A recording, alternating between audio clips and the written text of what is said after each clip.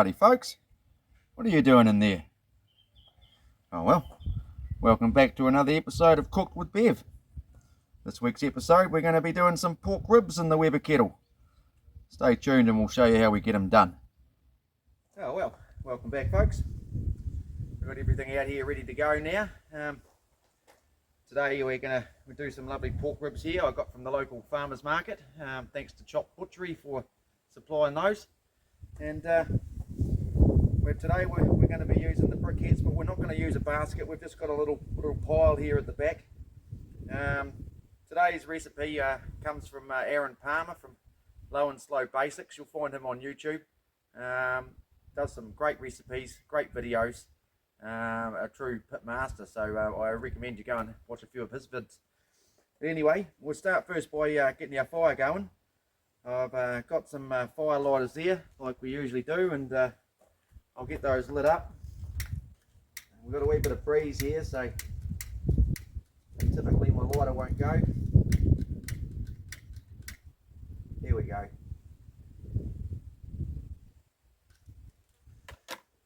So I've got a half a dozen briquettes in the chimney, and we'll get those going, and then we're just going to stick them in sort of almost a snake method, almost a snake method, but we're just going to stick our briquettes at one end and let them slowly burn through. Obviously the temperature is going to pick up as they get into the center and then die off as they get to the end.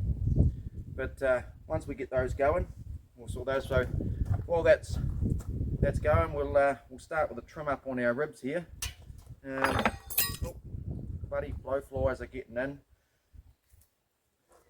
So first thing we've got to do is we want to trim off any fat. I've lost my knife, so excuse me while I come around here.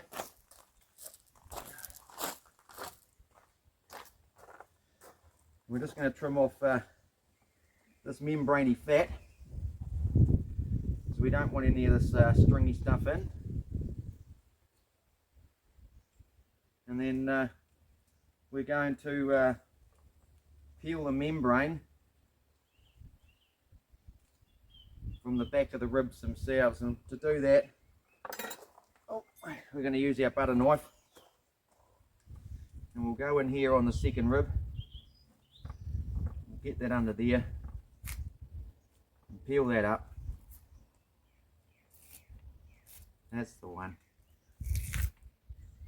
and we'll get those peeled back, and then we'll put a bit of rub on.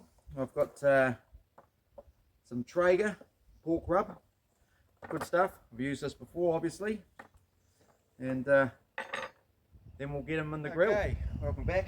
I've got those ribs all done now.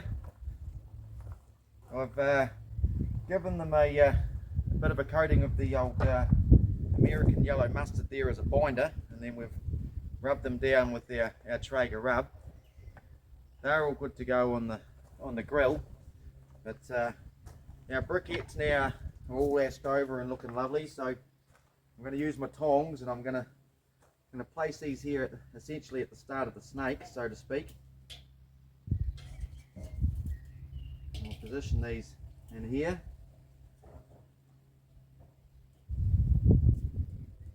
And they'll just slowly set light to the rest of them, and we'll get some good heat going on there.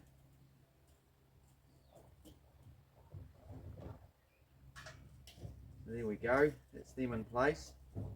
Take the chimney out. We'll put the grill back in.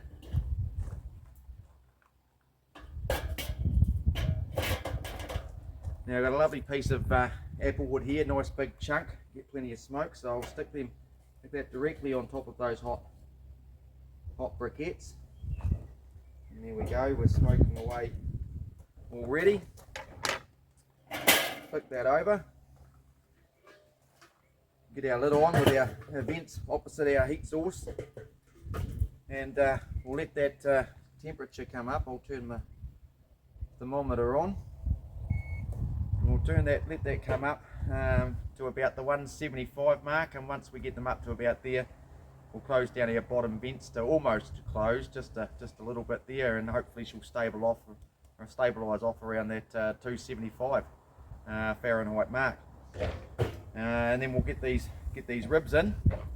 That should only take about 5 minutes, and then we'll get cooking. Rightio, so we've got them on the grill. The wood's smoking away quite nicely. For those that are interested, these little bits here, these are some ribs that I boned out of some pork belly that I done for some pork belly burnt ends. I've had them in the freezer, so I've just thought that I'll chuck them in with these lovely ribs today. So we'll get a good feed going for the family. That's all good to go. I've set our air vents. We had our temperature come up to about 155 Fahrenheit. So that's all good to cook. We'll leave those for a bit, probably about an hour or so, and then we'll come and we'll have a wee check on them, and then from there we'll go into the foil and give them a wee bit of a glaze up. Okay, we'll come back then.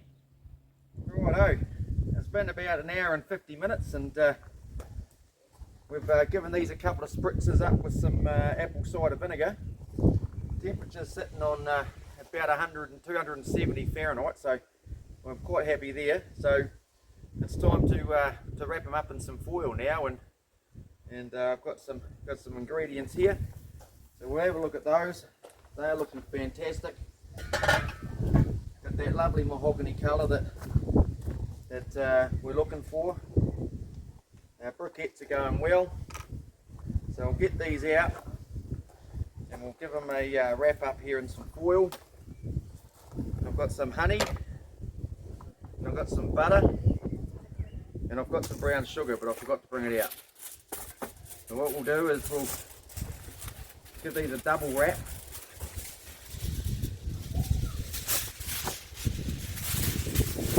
Fold that over. Oh, the wind's giving me a bit of trouble.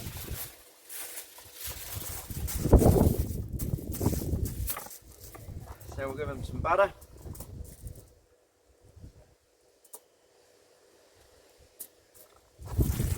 And a bit of honey. Oh, that'd be bloody right. Safety seal.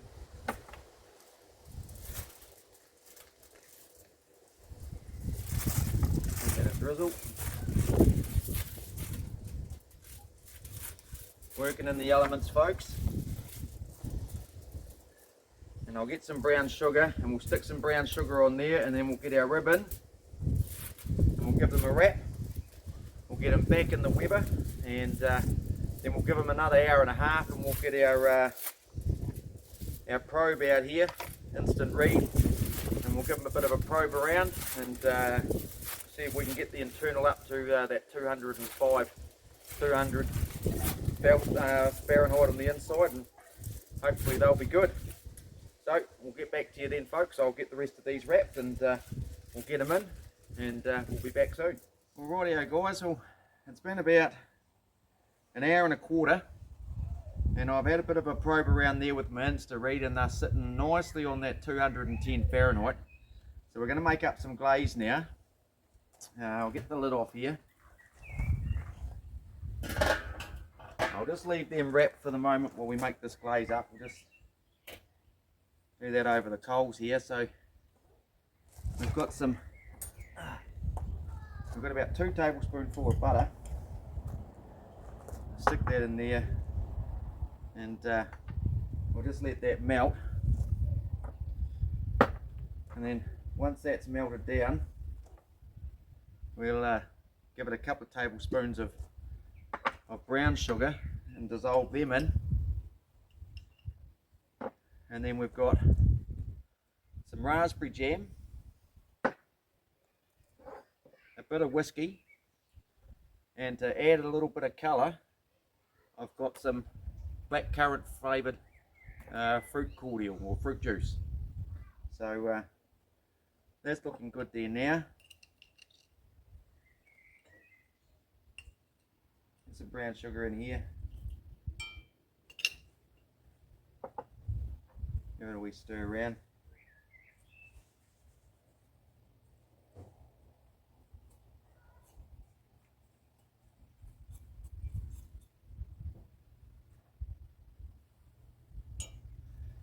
Going good. I'll get our jam.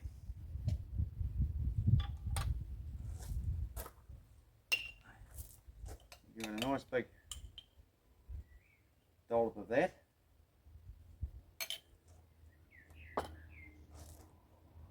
Give that a stir in.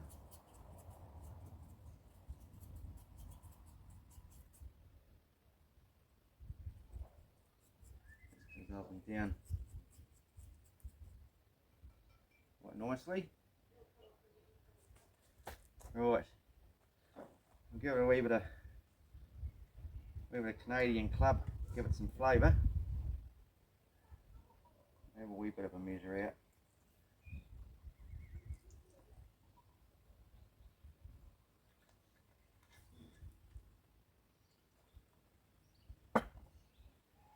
Stir that in.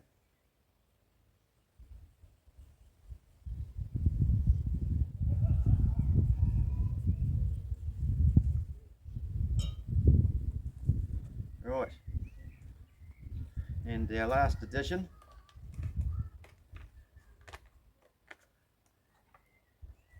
we'll give it a teaspoonful of the cordial powder.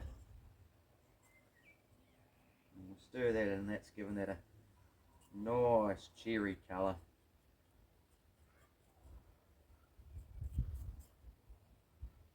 That's looking really good.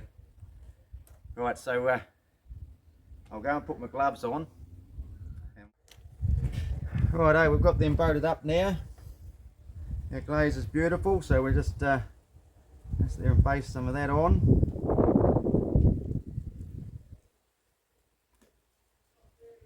Give them a good coating.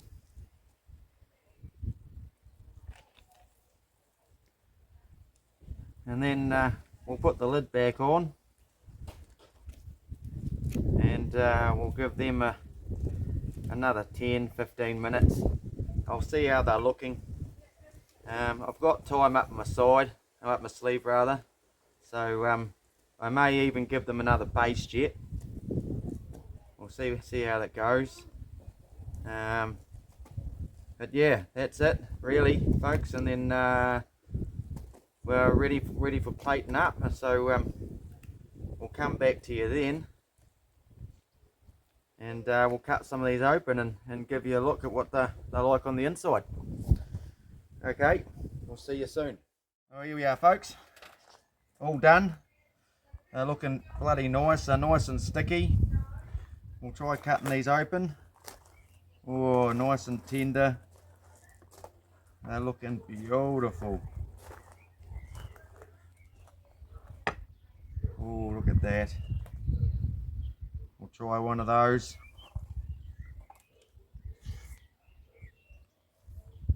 Look at that, folks. Falling off the bone, that's delicious. That's like meat candy. Oh well. Thanks for watching. And until next time, she's gonna be tasty, boys.